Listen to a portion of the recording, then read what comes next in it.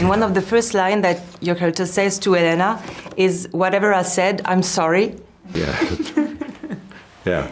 Is that something your hero does? He accepts his weaknesses and his flaws? Yes, I think so.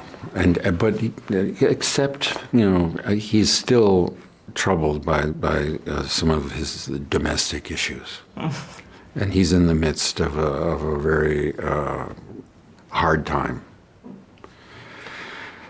And he is revivified by his relationship with the character that Phoebe plays.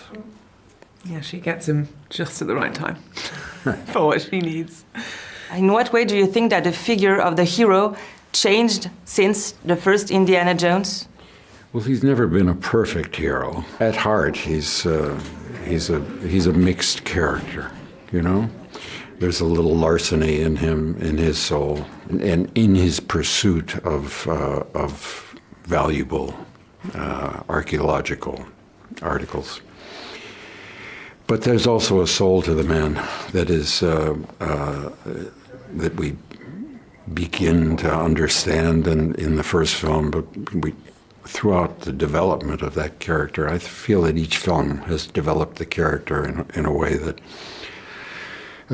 advantages that character in the film. And so I always wanted to see him at the end of his career, since we saw him, in his youth.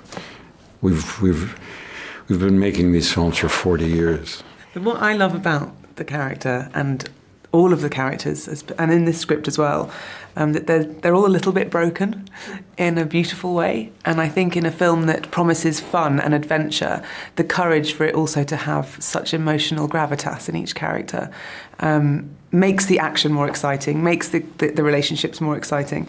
And I think we all will Indy to have a love story, and we will him to have happiness and to find satisfaction, and that sometimes he's his own worst enemy in attempting to get that for himself. And Mads Mikkelsen said in previous interviews that he's been a huge fan of Indiana Jones since he was a kid. What kind of relationship did you have with Indiana Jones growing up? Well, I, as Harrison keeps reminding me, was 4 when it came out.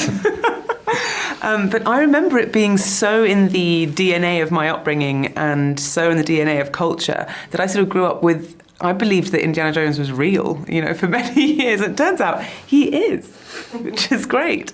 But I think that sense of adventure and humour and mischief that the films have never really been captured in any way by any other franchise, and I've always dreamed of having an adventure. Never imagined I'd have one with Indiana Jones himself, but it's a dream come true. Indiana Jones has been ranked second best hero of all times by the American Film Institute.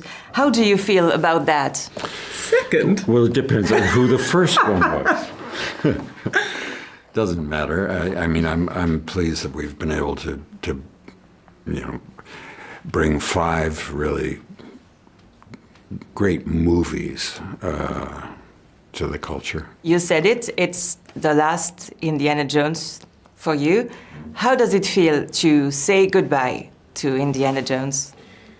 It feels like a wonderful chapter in my life, a chapter that was opened doors for me and allowed me to work with other wonderful directors and make other films that I'm very pleased to have had the chance to be part of.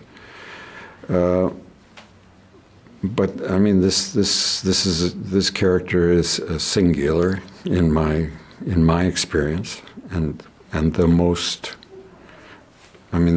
I have not made 5 films, of a series